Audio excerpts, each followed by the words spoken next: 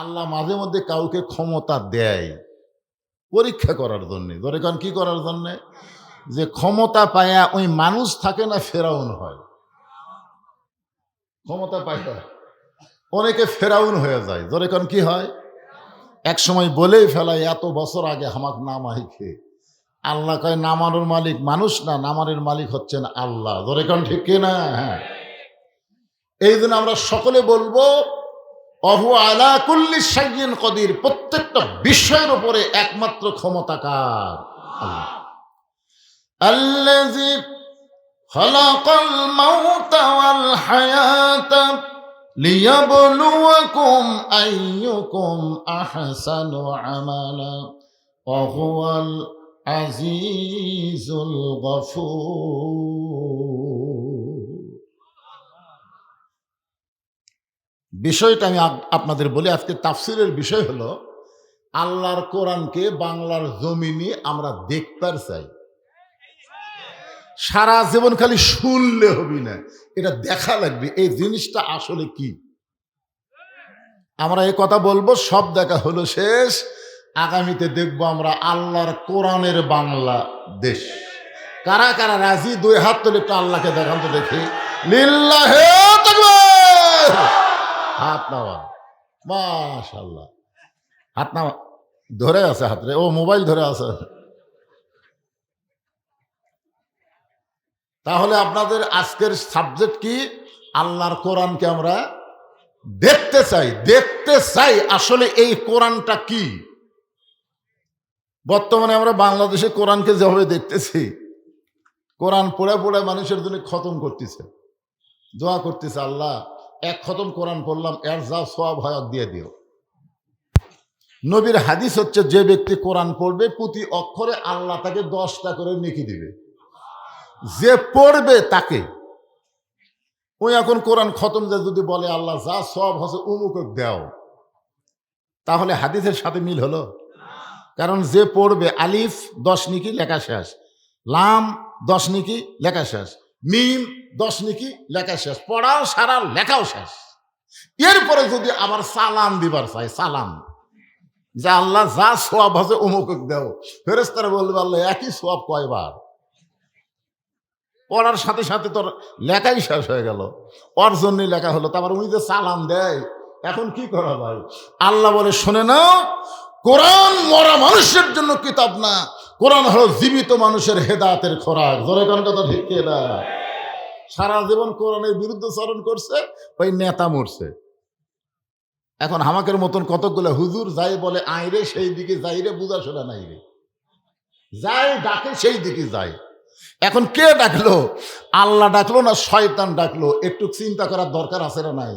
আপনারা বলেন তো, যেই ব্যক্তি জীবিত অবস্থায় কোরআনের বিরুদ্ধচারণ করেছে, মরার পরে ওই ব্যক্তির জন্য কোরআন খতম দেওয়া, এটা আল্লাহর ডাক না শয়তানের ডাক? জীবিত অবস্থায় কোরআন মানেনি, কোরআন খতম দিয়ে জান্নাতে যাবি, ইয়ার কি মারতেছেন? কোরআন ইয়ার কি মারার কোনো কিতাব না। এই কোরআন সম্পর্কে আল্লাহ বলেছেন, অনুনাজ্জিলু মিনাল কুরআনি মা হুয়া শিফাউ ওয়া রাহমাতুল লিল মুমিনিন।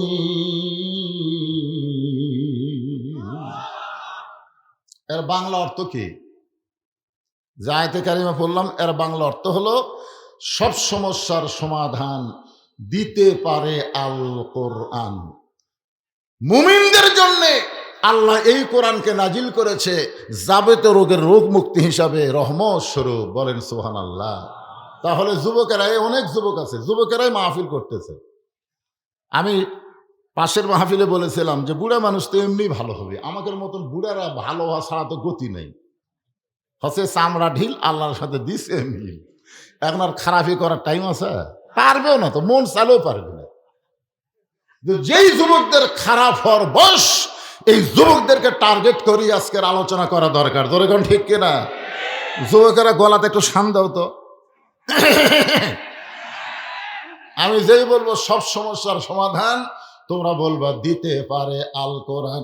সব সমস্যার সমাধান আল কোরআনের আলো, সংসদে জালো, কোরআন হাদিস যেখানে, দুনিয়ার মুসলমান লিল্লাহে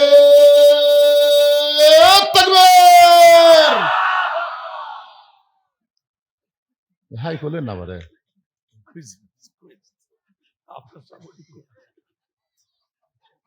আসলে কি হলো?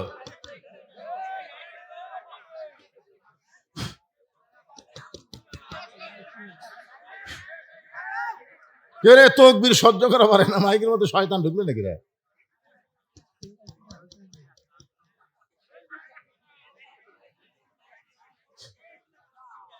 ঠিক হবে, ঠিক হবে, অসুবিধা নেই। বিসমিল্লাহ কয়ে হাত দাও, বিসমিল্লাহ কয়ে হাত দাও।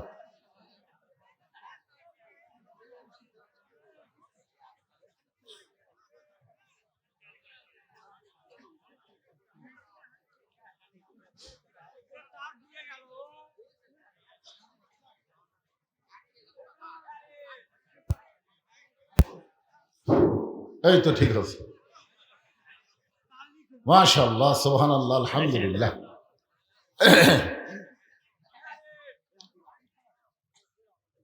তাকবীর এটা মুসলমানের সকলের জন্য। আপনি যখন জন্ম নিয়েছেন আপনার ডান কান্দে বাম কান্দে তাকবীর দিছে, আপনি জানেন?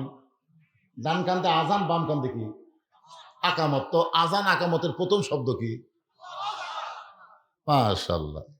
আবার যখন দুনিয়া থেকে বিদায় নেবেন, আপনার লাশ সামনে নিয়ে জানাজার নামাজের প্রথম শব্দ কি? মাশাআল্লাহ। তাহলে জন্মিলেও আল্লাহ, মরলেও আল্লাহ। আবার সে আল্লাহ আকবার বলতে আমাদের কোনো আপত্তি নেই। এখন আসেন, যে কোরআন শরীফের তাফসীর শুনবেন, এই কোরআন আসলে কি? মানুষটির নাম হলো হযরত উমর। জোরেগর নাম কি? আল্লাহ রাসূল বলেছেন, আমি হলাম ইসলামের প্রচারক আর উমর হচ্ছে ইসলামের প্রসারক। গোটা বিশ্বের সব জায়গায় ইসলামকে চিনেছে হযরত উমর ফারুকের সময়। জোরেগর সুবহানাল্লাহ। এক সময় তাকে বলা হতো অর্ধ জাহানের খলিফা। অর্ধ, আমিও আজকে বলেছি, বাংলাদেশের মতন ৯৬টা দেশ একত্র করলে যত বড় হয় ততটুকু এরিয়ার তিনি খলিফা ছিলেন। সুবহানাল্লাহ। আপনার বলেন তো, এই হযরত উমর যে এত বিশাল রাজ্যের খলিফা হলেন, এটা কিসের জোরে?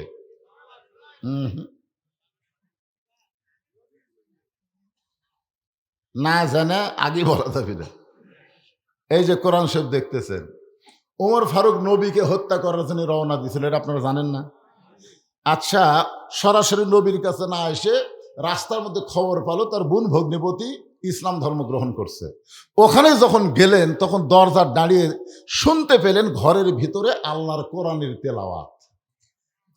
ইন্নামাল মুমিনুনা আল্লাযীনা ইযা যুকিরাল্লাহু ওয়াজিলাত কুলুবুহুম ওয়া ইযা তুলিয়াত আলাইহিম আয়াতুহু জাদাতুহুম ঈমানাও ওয়া আলা রাব্বিহিম ইয়াতাওয়াক্কালুন।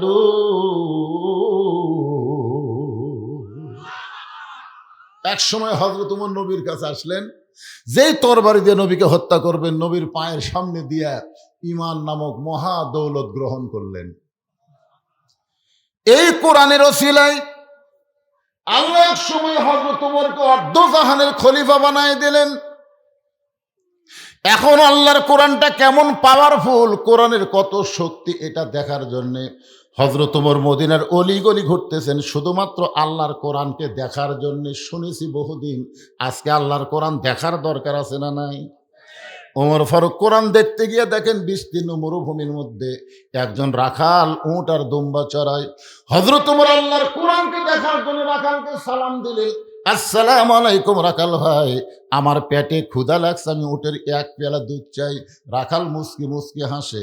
ওমর ফারুক বলে, রাখাল তোমাকে সালাম দিলাম, উটের দুধ চাইলাম, তুমি কিছুই না বলে মুস্কি মুস্কি হাসো কেন? রাখাল বলে, পথিক তোমার সালামের উত্তর দিব না, উটের দুধ তোমাকে দিবার পারবো না, আগে জানতে হবে তোমার পরিচয়। ওমর ফারুক চিন্তায় পড়ে গেলেন, আমি অর্ধ পৃথিবীর খলিফা হয়ে আল্লাহর কোরআন দেখার জন্য আইছি, এখন যদি আমার পরিচয় দেই তাহলে গোমর তো ফাঁস হয়ে যায়। এমন চিন্তা ওমর যখন করতেছে, আল্লাহর কোরআন সামনে বলে, ওমর রাখাল যখন তোমার পরিচয় চাইছে, তুমি আসল পরিচয় দাও।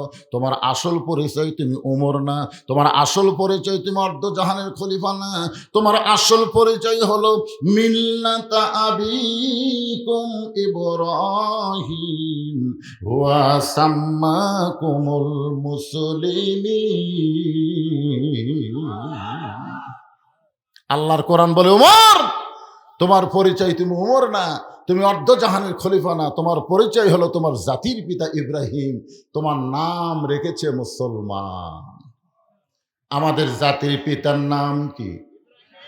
যারা বলতেছেন না তারা কি অন্য কাউকে জাতির পিতা বানাচ্ছেন?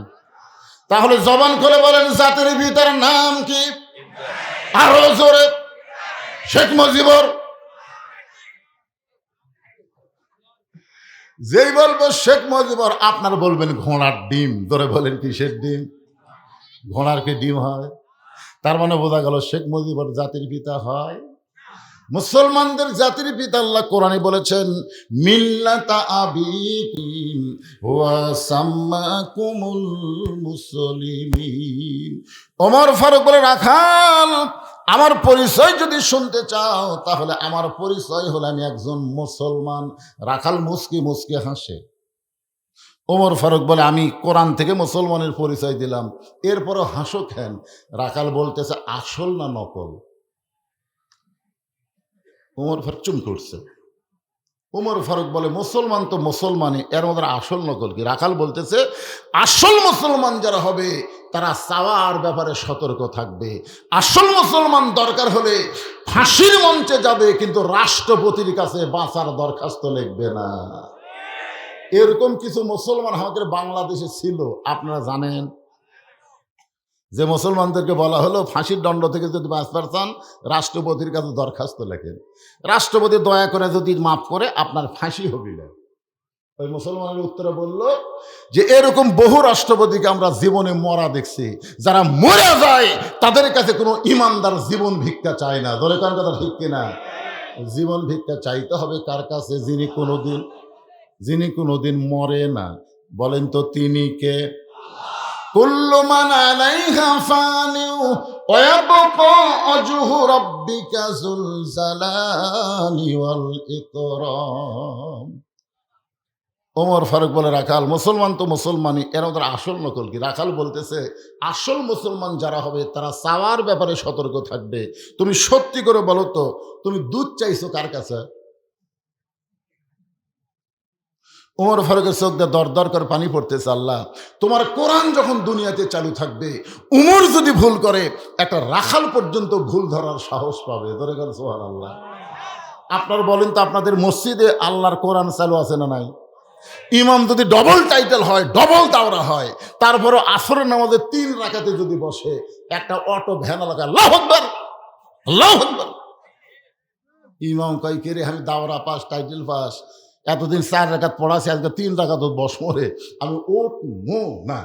এই বলে করে ইমাম যদি বসাই থাকে, আপনার বলেন তো মসজিদের মুসল্লি ইমামের পক্ষ নেবে না ভ্যানালার পক্ষ নেবে? কারণ ভ্যানওয়ালা যেটা করছে ওটাই ঠিক, ইমাম যেটা করছে ওটা হাসিনা। জোর করে ক্ষমতা থাকবার চাই, উঠবার চাই না। ধরে কোন কথা ঠিক না? হাসিনার সবচাইতে বড় দোষ কি জানেন? একবার ক্ষমতার চেয়ার পায় আর ছাড়বার চায়। দিনের ভোট রাতে করে, তারিখ বলে দেয়, এত সালের আগে নামাইকে। ওমর ফারুক চোখের পানি বের করে বলতে, রাখাল ভাই, সাওয়ার ব্যাপারে আমার ভুল হয়ে গেছে। রাখাল বলতে, ভুলটা যখন স্বীকার করেছো তাহলে আল্লাহ তোমাকে তওবা করার সুযোগ দিয়েছে। সুবহানাল্লাহ খান না কেন? ভুল স্বীকার করলে তওবা করার সুযোগ আছে না নাই? আমরা 4 ভাই, আমরাই 4 ভাই। আর বড় ভাই আওয়ামী লীগ, আমি ইসলামী দল, আর আমার 2 ভাই বিএনপি, আর ছোট 2টা বিএনপি। 5ই আগস্ট হাসিনা যখন পড়ে গেল, তখন আমার বড় ভাই চলে আসলো আমার মাদ্রাসার মসজিদে বিকালবেলায়। মানে চিহ্নিত আওয়ামী লীগ তো, যদি কিছু হয় এই ভয় চলে আসলো হুজুরের কাছে। আমি সিসি ক্যামেরাতে দেখে নিয়েছিলাম, এসে বললাম, ভাই খবর কি? তওবা করবো। আমি তওবা করবার চাই ভাই। যেই দলের প্রধানমন্ত্রী থেকে মেম্বার পর্যন্ত পড়ে যায়, এই দলতার আমি নাই।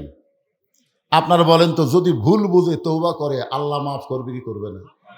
আপনাদের এলাকায় যারা আওয়ামী লীগ করতো, আমি তাদেরকে বলি ভাই জান, একটা নেতাও দেশত নাই যেই স্বপন হাসিনাকে হজরত বানাচ্ছে, ইও নেই। জোরে করে কথা ঠিক কিনা? যেই স্বপন আমাকে কালায় খেতলাল আক্কেলপুরের মধ্যে ঢুক ফের দেয়নি, আজকে আমি কুটি রে।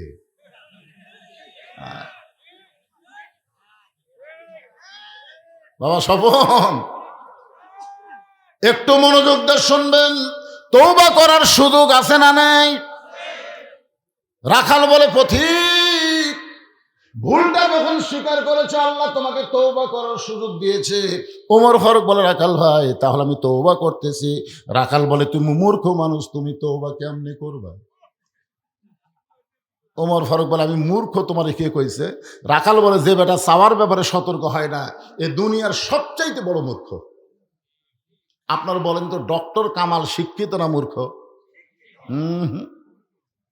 ওই বাংলাদেশের সংবিধান লিখতে পারে, কিন্তু 18 সালে যখন ঐক্য জোট করছিল, তখন ডক্টর কামালের নেতৃত্বে একদল গেছিল সিলেট শাহজালাল মাজারে। পেপারে কাটিং আছে আমার কাছে। ওরা মাজারত যায় 2 হাত তুলে বলতেছে, বাবা বাবা আমরা ভোটর ডানাছি। যত বড় শিক্ষিত হোক, আল্লাহ বাদ দেয়, বাবার কাছে যদি হাত তোলে, ও শিক্ষিত না হলো বন্ড মূর্খ। ধরে কোন কথা ঠিক না? রাখাল বলে, তুমি যদি শিক্ষিত হও তাহলে তুমি সাওয়ার ব্যাপারে ভুল করলা কেন? তুমি তওবা নিজে করতে পারবে না, আমি তোমাকে তওবা পড়াই। এবার রাখাল হযরত উমরকে তওবা পড়বে, রাখাল উমরকে তওবা পড়াবেন। উমর ফারুক তওবা পড়তে চায়। আজকে যারা মাগরিব এশার নামাজ না পড়ে ওয়াজ শুনতেছেন, আপনাদের তওবা করার দরকার আছে না নাই? যদি ফজর আগে মারা যান, যারা মাগরিব এশার নামাজ বাদ দেওয়া ওয়াজ শুনতেছেন, কিরে দাঁড়িয়ে আছো তারা, কি খবর? এই মাইক আলার খবর খারাপ, উমিও পড়েনি। তাছাড়া আমার মাইক চ্যান করবি কেন? ফজরের আগে যদি মরে যান, দুনিয়ার সমস্ত মানুষ আপনাদের জানাজা দিলেও আপনার জান্নাত পাবেন না, কারণ নামাজ না পড়ার কারণে আপনি বেঈমান হয়ে গেছেন। জোরে কোন কথা ঠিক কিনা? লা সালাতা লা ঈমানা। রাসূল বলেছেন, মান তারাকা সালাতু মুতাম্মিদান ফাকাত কাফারা। ইচ্ছা করে এক ওয়াক্ত নামাজ বাদ দিলে সে আল্লাহর সঙ্গে কুফরি করলো। আর মাগরিব এসা বাদ দেওয়া মানে কয় ওয়াক্ত দিছা? আর আমরা যারা নামাজ পড়ছি, যেভাবে নামাজ পড়া দরকার আমাকে সেভাবে হয়নি। এই কারণে নামাজি বেনামাজি সকলে মিলে তওবা পড়ার দরকার আছে না নাই? তাহলে আমার সঙ্গে সকলে পড়েন, আস্তাগফিরুল্লাহ রব্বি মিন কুল্লি যামবি ওয়া তুবু ইলাইহি লা হাওলা ওয়ালা কুওয়াতা ইল্লা বিল্লাহিল আলিয়্যিল আযীম। ওমর ফারুক তওবা করার পরে বলতেছে, ও রাখাল ভাই, আল্লাহর ওয়াস্তে উটের 1 পেয়ালা দুধ দাও। আগে কি কইছিল? রাখাল ভাই উটের 1 পেয়ালা দুধ দাও। তওবা করার পরে বলতেছো, রাখাল ভাই আল্লাহর হস্তে উটের 1 পেয়ালা দুধ দাও। রাখাল মুস্কি মুস্কি হাসে। ওমর ফারুক বলে, রাখাল আবার হাসতেছো কেন? বলে, হাসার কারণ হলো তওবা করার পরে তুমি আবার মুনাফিকি করলে। যেই কইছে মুনাফিক, ওমর ফারুকের চেহারা রক্তের মতো লাল। মুখে যা আসে তা বলো কেন? আমার মধ্যে মুনাফিকের কি দেখলে? রাখাল বলে, এই মিয়া সিরিয়াস কেন? লিমা তাকুলু মা লা তাফালুন। তোমার মুখের সাথে মনের মিল নাই। তুমি সত্যি করে বলো তো, আমি কি উটের মালিক? আমি যদি উটের মালিক হইতাম, তুমি আমাকে রাখাল বললে কেন? আর যখন রাখাল বলেছে, তখন তোমার মন বলতেছে আমি উটের মালিক না। আর মালিক বাদ রাখালের কাছে কেউ যদি আল্লাহর রাস্তেও চায়, রাখাল দিবার পারবি? যার প্রমাণ আমি নিজে। আপনার বাইকওয়ালা মাহফিল করে টেস্ট থেকে যেই মাত্র নামছি, ইতিমধ্যে 100 টাকার একটা চকচকা লোট আমার হাতের মধ্যে একজন দিয়ে কয়, হুজুর দোয়া করেন। আমি বললাম, কি দোয়া ভাই? কারণ বইয়ের বেটা বাচ্চা আছে, আল্লাহ যেন একটা পুত্র দে। আমি চোখ বন্ধ করে দেখলাম, আমার দোয়া দিয়ে কাম হবি না, কারণ আমি নিজেই 3টা মেয়ের বাপ। আমার দোয়া দিয়ে যদি কাম হতো, তাহলে আল্লাহ আমাকে একটা পুত্র দিত। জোরে কথা ঠিক না? আপনারা কি মনে করছেন পরপর 3টা মেয়ে আল্লাহ আমাকে দিয়েছে, আমি কিছুই দোয়া করিনি? প্রথম মেয়ে হওয়ার পরে আমি খুব একটা বেদার না, কারণ প্রথম মেয়ে হওয়ার রহমতের লক্ষণ। কিন্তু পরের বার যখন বইয়ের বেটা বাচ্চা এলো, আমি সেই দোয়া করছি, আল্লাহ একটা মেয়ে দিয়েছে, এবার একটা ছেলে দাও। আল্লাহ আবার একটা মেয়ে দিল। 2 মেয়ে যখন আমার বিয়ের বয়স হয়ে গেছে, তখন আমি তৃতীয়বার আর একটা চান্স নিলাম আমার বাপ মায়ের অনুরোধে। আল্লাহ সেইবারও একটা মেয়ে দিছে। তার মানে বোঝা গেল এত দোয়ার পরে আমার বইয়ের পেটেই পুত্র হয়নি। আমি 200 টাকা দিয়ে বললাম, ভাই কই না হুজুর, আমি তো টাকা চাইনি। আরে পাগলা, তুইও যা আমতে। বলে আমি হলাম শ্রোতা, আপনি হলেন বক্তা, আপনার সাথে আমার তুলনা কেমনে হয়? বলে পাগল, পরপর 3টা মেয়ের বাপ। আমার দোয়াতে যদি পুত্র সন্তান হতো তাহলে আল্লাহ আমাকে একটা পুত্র দিত। লোকটা বলে, হুজুর তাহলে আপনি টাকা আপনি দেন, আমারটা আমাকে দেন। পরে যখন টাকা দিছি মারতেছে দৌড়ে, পিছন থেকে হাত ধরে বললাম, কোথায় যাবি? বলে ওই হুজুরের কাছে যাবো যার বেটা চাওয়াল আছে। আমি বললাম, কোনো হুজুর না, কোনো পীর না, কোনো মাজার না, পাবার যদি চাও তাহলে মালিকের কাছে চাও। পাবার যদি চাও তাহলে চাইতে হবে কার কাছে? রাখাল বলে, পথিক সত্যি আমার রাস্তায় উঠে যদি 1 পেয়ালা দুধ চাও তাহলে এখানে মালিকের বাড়ি হলো 10 মাইল দূরে। ওই মালিকের বাড়ির দরজাত গিয়ে বলো, মালিক তোমার রাখাল উট আর দুম্বা চড়াই, তুমি মালিক যদি হুকুম দাও তাহলে রাখাল আল্লাহর হস্তে উটের 1 পেয়ালা দুধ দিবে। ওমর ফারুক বলে, রাখাল ভাই এত কষ্ট করে মালিকের বাড়ি যাওয়ার দরকার নাই, বরং তোমাকে 2টা টাকা দিলাম, এই 2টা টাকার বিনিময়ে তুমি উটের 1 পেয়ালা দুধ দাও। রাখাল বলতে, তো পথিক তুমি কি হযরত উমরকে চিনো? রাখাল হযরত উমরকে বলে, পথিক তুমি কি হযরত উমরকে চিনো? যদি উমরকে চিনতা তাহলে এরকম বেসাইদা প্রস্তাব দিতা না। উমরের গুপ্ত বাহিনী যদি দূর থেকে দেখবার পায় তুমি আমাকে 2 টাকা ঘুষ দিছ, আর মালিক বাদ দামি তোমাকে উটের 1 পেয়ালা দুধ দিলাম, তাহলে তোমাকেও ধরবে আমাকেও ধরবে। এ বুড়া বয়সে কি তুমি ধরা খাবার চাও?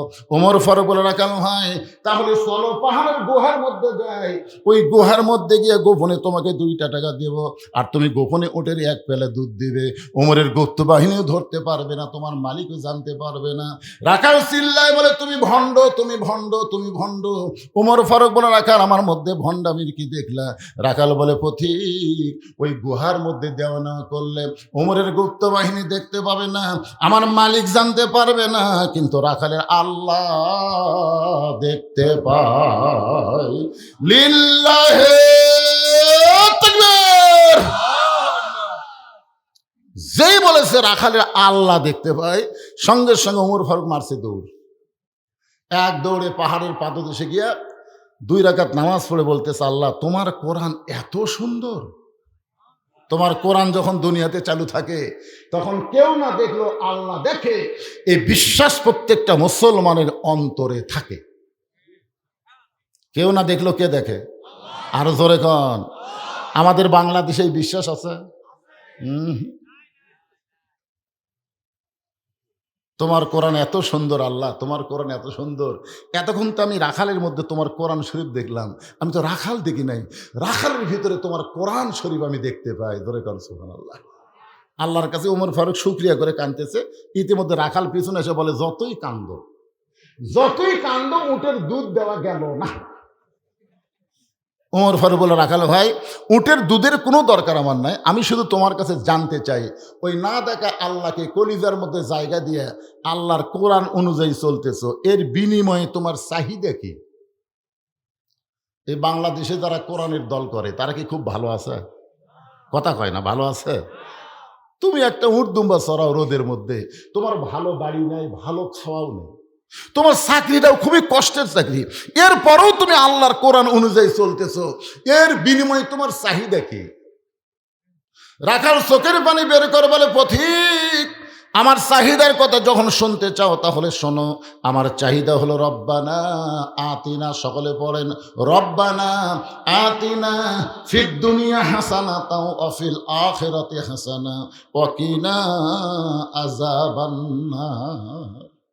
ওমর ফারুক বলে, রাখাল আমি তোমার চাহিদার কথা শুনতে চাইলাম আর তুমি আল্লাহর কোরআন শুনেলে, তার মানে? রাখাল বলে, তুমি আসলেই মূর্খ, আরে পাগল, এই আয়াতের মধ্যে আমার দুটা চাহিদার কথা আছে। একটা চাহিদা হলো আতিনা ফিদ দুনিয়া হাসানা, আর একটা চাহিদা হলো অফিল আখিরাতি হাসানা। আমার দুনিয়ার চাহিদা হলো মহামানব হযরত উমরকে আমি এক নজর দেখতে চাই, যে উমর আল্লাহর কোরআন দিয়ে রাষ্ট্র চালানোর কারণে আমার মতন রাখাল না দেখা আল্লাহকে কলিজার মধ্যে জায়গা দিবার পারছি, সে হযরত উমরকে খালি একটা বার যদি দেখতে পাইতাম তাহলে দুনিয়ার চাহিদা আল্লাহ আমার পুরা করত। আমার 2 নম্বর চাহিদা হলো আমি রাখাল যখন মরে যাব, অধম রাখালকে আল্লাহ যেন জান্নাত দেয়। তাহলে রাখালের 1 নম্বর চাহিদা কি? আতিনা ফিদ দুনিয়া, দুনিয়ার সৌন্দর্য হলো ভালো একটা নেতা দেখা। ভালো নেতা বোঝেন আপনারা? আগামী ইলেকশনে আপনারা কি নেতা দেখবেন? কি নেতা? আরে নাম ধরে বলা লাগবে। আমি বলছি ভালো নেতা, যেই নেতা আল্লাহর কোরআন দিয়ে রাষ্ট্র পরিচালনা করবার চায়, এমন নেতার দরকার বাংলাদেশে আছে না নাই? জোরে করে আছে না নাই? হ্যাঁ, কোন দল করবে সেটা সে দলের ব্যাপার। ভালো নেতা একটা ব্যাপারে আমরা মোটামুটি পরিষ্কার, আগামীতে আর কোনো মেয়ে মানুষের নেতৃত্বে বাংলাদেশ চলবে না, এরকম একটা পরিষ্কার ধারণা পাচ্ছি। কথা কন না কেন ভাই? কথা কন না কেন?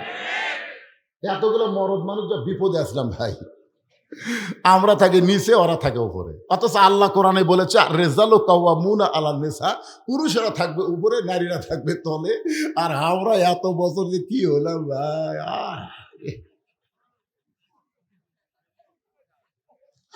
আগামীতে এই 90% মুসলমানের দেশে কোন নারী নেত্রী আমরা দেখতে চাই না। জোরে কোন কথা ঠিক? মাশাআল্লাহ, আল্লাহর কাছে আকাঙ্ক্ষা তৈরি করেন, ইনশাআল্লাহ আল্লাহ পারবে না ভাইজান? পারবে না ইনশাআল্লাহ। এটা কি আমার বাপের কথা বলতেছি? আল্লাহর কোরআনের কথা। একটু মনোযোগ দেন। আমার 2 নম্বর চাহিদা, আমি রাখাল যখন মরে যাব, অধম রাখালকে আল্লাহ যেন জান্নাত দেয়। ওমর ফারুক দৌড়ে গিয়ে রাখালের হাতটা এরকম আমার দিকে তাকান, হাতটা খস করে ধরে 3 বার চুমা খাচ্ছে। রাখাল কই পাগল নাকি? আমার ঘামা হাতে তুমি 3 বার চুমা দিলে। ওমর ফারুক বলে, রাখাল ভাই, তোমার 2 নম্বর চাহিদা আল্লাহ পুরা করছে, মরার সঙ্গে সঙ্গেই আল্লাহ তোমাকে জান্নাত দিয়ে দিবে। আপনারা তো সুবহানাল্লাহ কোন, কিন্তু রাখাল সুবহানাল্লাহ কয় না। ওমর ফারুক বলে, রাখাল তোমার 2 নম্বর চাহিদা আল্লাহ পুরা করছে, পুরা করবে না, পুরা করছে, মরার সঙ্গে সঙ্গে আল্লাহ তোমাকে জান্নাত দিবে। রাখাল সুবহানাল্লাহ কয় না। এবার হযরত ওমর আল্লাহর কোরআন তেলাওয়াত করতেছে, ইন্নাল্লাযীনা ক্বালু রাব্বুনাল্লাহু সুম্মা ইসতাকামু তাতানাজ্জালু আলাইহিমুল মালায়েকা আল্লা তাখাফু ওয়া লা তাহজানু ওয়া আবশিরু বিল জান্নাতিল্লাতী কুনতুম তুআদুন। এই আয়াত শোনার পরেও রাখাল সুবহানাল্লাহ কয় না। ওমর ফারুক বলে, কে রে রাখাল, এই মরার পরে আল্লাহ তোমাকে 8টা জান্নাত দিবে, তুমি সুবহানাল্লাহ কও না কেন? রাখাল বলতেছে, ভাই মরার পরে জান্নাত দিবে, এই বাকি কথা তো ভালোই বলতেছে, কিন্তু হযরত উমরকে এক নজর দেখা যাবে, এই লগত কথা বলতে তোমার কোন জাকাত বাজায়? একটা হলো নগদ, একটা হলো বাকি। আপনারা বলেন তো, আমরা এই দোয়াটা যখন পড়ি, রব্বানা আতিনা ফিদ দুনিয়া হাসানা ওয়া ফিল আখিরাতি হাসানা, এই দোয়ার বাংলা অর্থ কি? আপনারা বলেন, বাংলাদেশ যদি সুন্দর না হয় আমাদের আখিরাত কোনোদিন সুন্দর হবে না। আগে দুনিয়া সুন্দর করা লাগবে, তারপর আল্লাহ তার আখিরাত সুন্দর করে দিবে। জোরে করে কথা ঠিক কিনা? সুদ ঘুষের বাংলাদেশে রাইখে মরে গেলে আপনি জান্নাত যাবেন, ইয়ার কি মারতেছে? বেপরদার বাংলাদেশ রেখে জান্নাতে যাওয়া যাবে না, বেনামাজের বাংলাদেশ দেখে জান্নাতে যাওয়া যাবে না। আগে বাংলাদেশকে সাইজ করা লাগবে, তারপরে জান্নাতে যাওয়া লাগবে। জোরে কথা বল না কেন? এখানে আয়াত আল্লাহ কি বললেন? আতিনা ফিদ দুনিয়া হাসানা, এরপর ফিল আখিরাতে হাসানা। রাখাল বলতে যে মরে গেলে জান্নাত পাবো, ভালোই তো কও, কিন্তু হযরত উমরকে এক নজর দেখতে পাবো, এই কথা বলতে তোমার কোন জায়গায় বাজে? উমর ফারুক চিন্তায় পড়ে গেলেন, যে রাখাল আমাকে তওবা পড়াছে, যে রাখাল আমাকে মুনাফিক কইছে, যে রাখাল আমাকে ভণ্ড কইছে, আমি যে উমর, এই কথা রাখালকে বলার সাথে সাথেই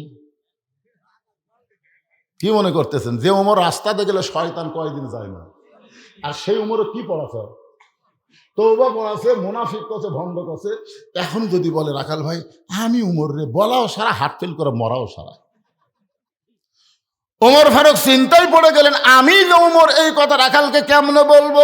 এমন সময় আল্লাহর কোরআন ওমর ফারুকের সামনে এসে বলতেছে, উদউ ইলা সাবিলি রব্বিকা বিল হিকমাহ। ওমর, ডাইরেক্ট যদি বলবার না পারো তাহলে হেকমতের সাথে বলো। ওমর ফারুক বলে, রাখাল ভাই তুমি সত্যিই কি ওমরকে দেখবার চাও? রাখালকে কি পাগল রে, আমার সারা জীবনের সাধনা একটা বার শুধু ওমরকে দেখতে চাই। ওমর বলে, না তো সত্যিই যদি ওমরকে দেখতে চাও তাহলে তোমাকে ফজরের নামাজ সামনে কাতারে আদায় করা লাগবে। ফজরের নামাজ যদি সামনে কাতারে আদায় করো, মেহরাবের মধ্যে যেই মানুষটাকে দেখবা ইমামতি করতেছে, ওই মানুষটি হলেন হযরত ওমর। আল্লাহর কোরআনটা যখন বাংলাদেশ চলবে, প্রত্যেকটা নেতাকে মসজিদের ইমামতি করার যোগ্যতা থাকা লাগবে। যেই নেতা ইমামতি করবার পারবে না, ওকে জনগণ ভোট দিবারও চাবে না। জোরে কোন কথা কর না কেন? আল্লাহর কোরআনটা রাষ্ট্র চললে ওই তেলতলা মালেরা সামনে আসবে না। তেলতলা মাল, মোসো নাই, দাঁড়িয়ে নেই। আপনার কন্ত ইমামতি করবার গেলে মানুষ কিন্তু খালি ভিতর দেখে না, বাইরেও দেখে। দেখে না ভাইজান? একজন আমাকে মোবাইল করে বলতেছে, হুজুর ইমামের দাড়ি যদি এক মুষ্টির নিচে হয় তার পাশে কি নামাজ হবে? আমি বললাম, ভাইরে তোমার দাড়ির খবর কি? আমার নাই, তাই বলে হুজুর থাকা লাগবে না? বাংলাদেশের মানুষ আর যাই হোক ইমামের বাহ্যিক সুরত কিন্তু খুব খেয়াল করে দেখে। পাঞ্জাবি ঠিক আছে কিনা, দাড়ি ঠিক আছে কিনা, টুপি ঠিক আছে কিনা, চাল চলাচল ঠিক আছে কিনা, ইমামের বউ বাড়ির থাকে না ঘরত থাকে, এটাও দেখে। নিজের বউ মার্কেট মারে, ওদিকে খেয়াল নেই। ইমামের বউ বাড়ির কাছে একটু ধান বড় করে কাটছে, বুঝলেন, ইমামেরই জমি, ধান একটু বড় করে কাটছে। তো ইমাম বলতেছে, দেখো খড়ির যে দাম, বাড়ির কাছে জমি, ওই যে লাড়াগুলো কাটা যায় না। ইমামের বউ এখন লাড়া কাটতেছে, ওটা আবার এক তেলতলা দেখছে। হুজুরের বউ লাড়া কাটে, পর্দার মধ্যেই কাটতে পারে, তাও অর্থবোধ পড়ছে। মানে ওই খালি ইমামের ভুল ধরার প্রস্তাব। এরকম লোক আছে না নাই? দরকার আছে না নাই? ওমর ফারুক বলেন, রাখাল ভাই সত্যিই যদি ওমরকে দেখতে চাও তাহলে তোমাকে ফজর নামাজ সামনে কাতার আদায় করা লাগবে। ফজর যদি সামনে কাতার আদায় করো, মেহরাবের দিকে লক্ষ্য করে দেখবে যে মানুষটা ইমামতি করতেছে ওই মানুষটি হলেন হযরত ওমর। রাখাল ছোট বাচ্চার মতন কান্না শুরু করছে। এতক্ষণ পর্যন্ত রাখাল কিন্তু কান্দেনি, এবার কান্না শুরু করছে। ওমর ফারুক বলে, কান্দো কেন? রাখাল বলতেছেন, বারান্দার নামাজ পড়ি ভাই, আমি ভিতরে ঢোকার সাহস কোনোদিন পাই না, কারণ ভিতরে নবীর দামি দামি সাহাবী, আর দামি দামি সাহের মধ্যে আমি সাধারণ রাখাল কেমনে যাই? এই জন্য আমি বারান্দায় নামাজ পড়ি, আমি ভিতরে ঢোকার সাহস পাই না। ওমর ফারুক বললেন, তুমি কোন দামি আর ভিতরে দামি দামি, এই বুঝটা তোমাকে দিল কে?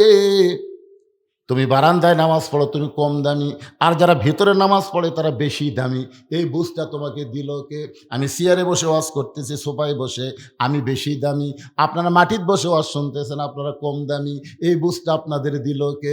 অনেক বক্তাকে আল্লাহ জাহান্নাম দিবে, অনেক শ্রোতাকে আল্লাহ বিনা হিসাবে জান্নাত দিয়া দিবে। এটা মনে করেন না? বক্তারা ওয়াজ করে বলে ওরা দামি।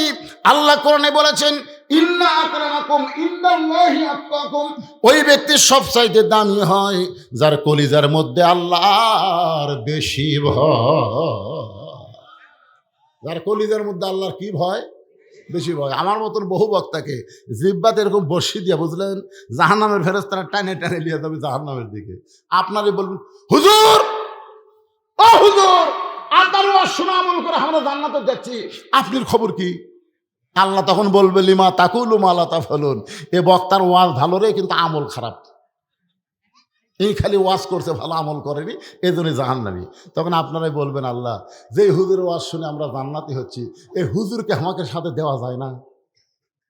তখন আল্লাহ বলবে, পালা তাস্তাহি আনফুসুকুম, তোরা জান্নাতি হওয়ার কারণে তোদের চাহিদা মতো আমি হুজুরকে মাফ করে তোদের সাথে দিয়ে দিলাম।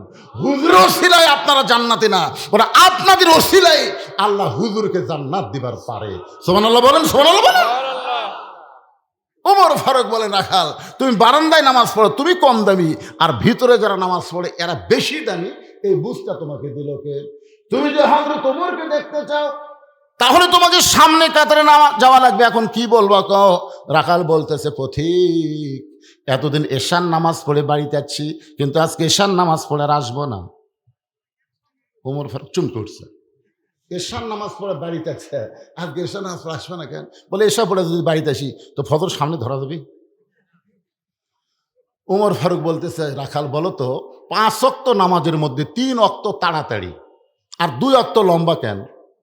এই যে আসর, মাগরিব, এশা, এটা তাড়াতাড়ি না? আসরের কিছু পরেই মাগরিব, কিছু পরেই এশা, কিন্তু এশা থেকে ফজর, ফজর থেকে জোহর, এই 2 ওয়াক্ত লম্বা কেন? রাখাল বলতেছে, আমি তো জানি না।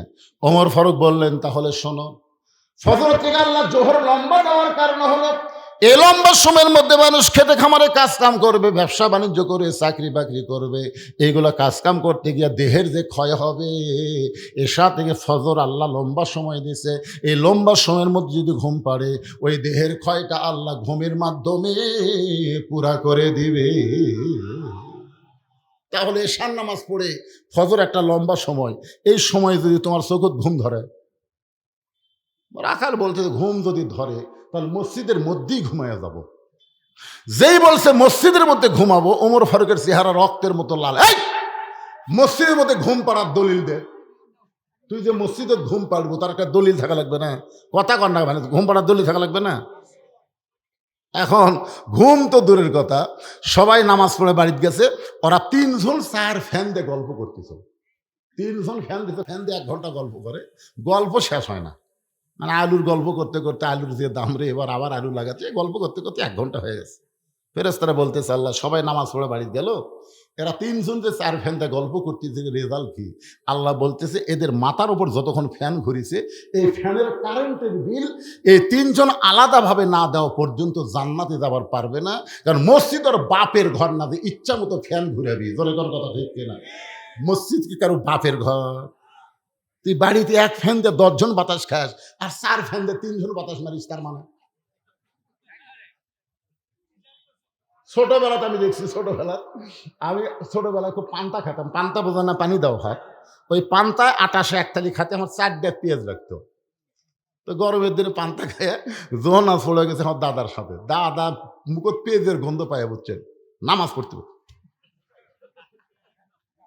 আমি এই বুড়া শালা ঘুতেই খেয়ে, যাই হোক, নামাজ না পড়ে বেড়ায় আসলাম। আমার দাদা কয়, এই পেঁয়াজ, কাঁচা রসুন খেয়া মসজিদে গেলে ফেরেশতার কষ্ট হয়।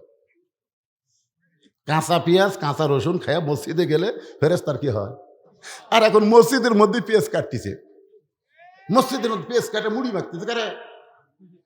এই মসজিদ তোর বাপের রান্নাঘর? এরকম কিছু লোক আছে না নাই? কথা বলেন, আছে না নাই? একটু মনোযোগ দিয়ে শুনবেন। ওমর ফারুক বলেন, রাখাল, আজানের গুরুত্ব দিও। 5 ওয়াক্ত নামাজের মধ্যে সবচাইতে গুরুত্বপূর্ণ আজান হলো ফজরের আজান। জোরে বলেন, কোন নামাজের আজান? এই যুবকেরা, একেরে যুবক, রাত 12টা 1টা পর্যন্ত ফেসবুক চলা, তারপরে ঘুমাই গেলে ফজরের সময় যে একটা আজান দেয়, ওই আজানে একই শব্দ 2 বার বেশি কয়, অন্য আজানে এই শব্দ নাই। যুবকেরা, তোমরা কি শুনবার পাও? কিন্তু ওঠো না। আগে আসলো 3 হাত, আজান থেকে শুরু হচ্ছে ওই 2.5 হাত হচ্ছে, 2.5 হাত। মানে আজান শুনবে না তো। ফজর আজান কিন্তু যুবকদেরকে খুবই খারাপ লাগে।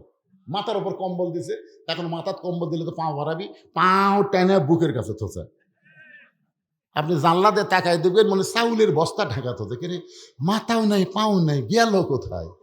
বিড়াল যেমন ইন্দুর ধরে চুপি চুপি এসে কম্বল টানতে, দেখেন কম্বলের মধ্যে আর সাইজ, আর সাইড টেপে কুত্তার সাইজ একই সাইজ। এরকম কুত্তার সাইজ আপনার দেখেননি? গোল হয়ে থাকে, আগা মাথা চেনা যায় না। এই শালা যুবকেরা, তারা আজান শুনে গোল হয়। ফজরের নামাজ বাদ দিয়ে ঘুম পাড়ে যারা, কুত্তার আমল করে তারা। আমি যেই বলবো ফজরের নামাজ বাদ দিয়ে ঘুম পাড়ে যারা, আপনারা বলবেন কুত্তার আমল করে তারা। যারা যারা বলবেন না, মনে করবেন তারাই ফজর বাদ দেয়। ফজরের নামাজ বাদ দিয়ে ঘুম পাড়ে যারা,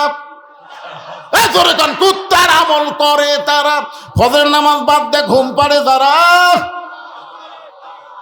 আমি এ ওয়াজ করছিলাম লালপুর নাটোরে, এই ওয়াজে, এতে ঘুম পাড়ে যারা, কুত্তার আমল করে তারা।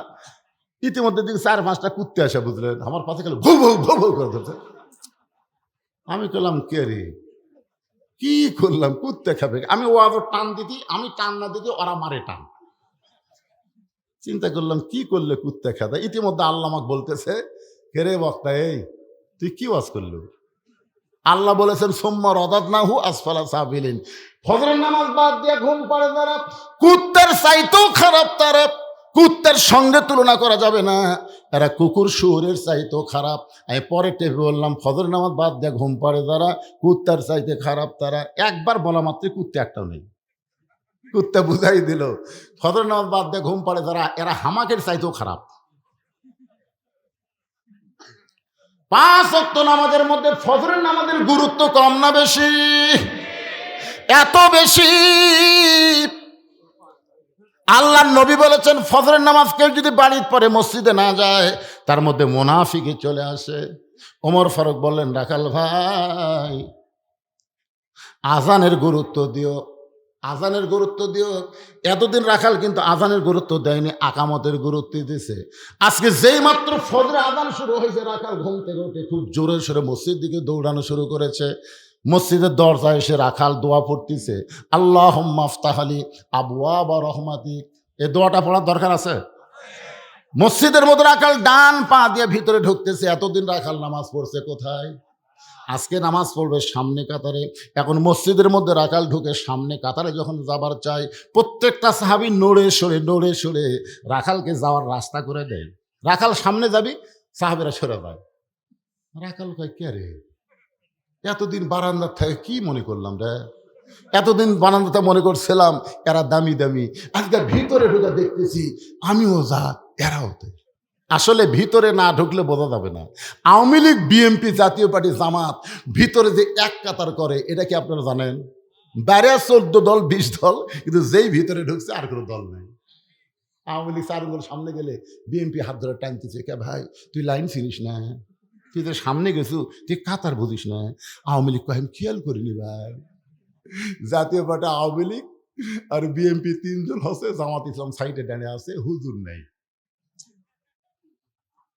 মানে ইমাম সাহেবের মায়ের অসুখ চলে গেছে হাসপাতালে, এখন ইমাম নাই।